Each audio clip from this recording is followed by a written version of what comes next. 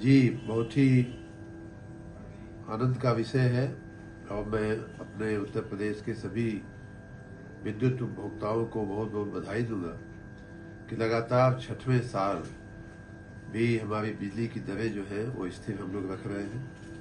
6 साल में दुनिया का कोई ऐसा सामान नहीं होगा, कोई ऐसी सेवा नहीं होगी जिसकी कीमत में वृद्धि न हुई हो, लेकिन हम लोगों ने लगातार छठवें साल बिजली की दरें यथावत रखी है। कोई वृद्धि नहीं, 1 रुपए की भी, 1 पैसे की भी वृद्धि हम लोग नहीं कर रहे हैं।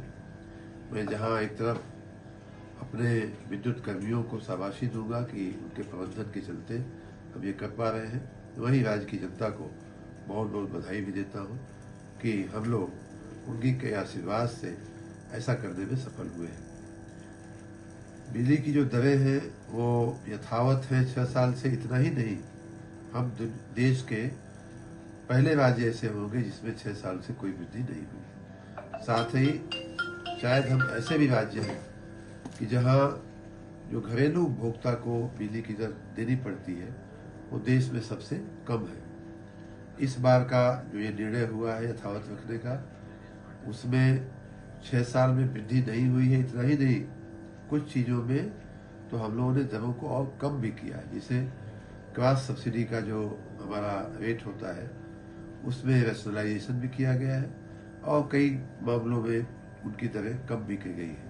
उसी तरह से एक ग्रीन एनर्जी टैरिफ होता है, जो बड़ी कंपनियां, कमर्शियल वेंचर्स को अपनी प्रोडक्ट को विदेशों में बेचने के लिए ग्रीन एनर्जी के उपयोग का उनको एक कमिटमेंट होता है, सर्टिफिकेशन होता है।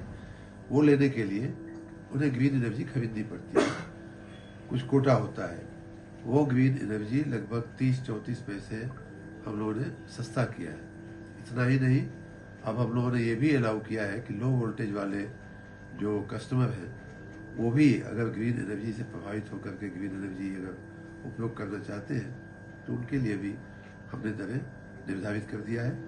तो इस प्रकार न सिर्फ हम यथावत रख रहे हैं बिजली की दरों को, न सिर्फ हम सस्ती रख रहे हैं, बल्कि भविष्य की जो जो बातें हैं जैसे क्लाइमेट चेंज और इस तरह की जो खतरे हैं उनको भी मिटिगेट करने के लिए हम लोगों ने बिजली की दरों को और भी, ग्रीन एनर्जी की दरों को और भी कम भी किया है। यथावत भी रखा ज़्यादातर और कुछ हद तक कम किया है।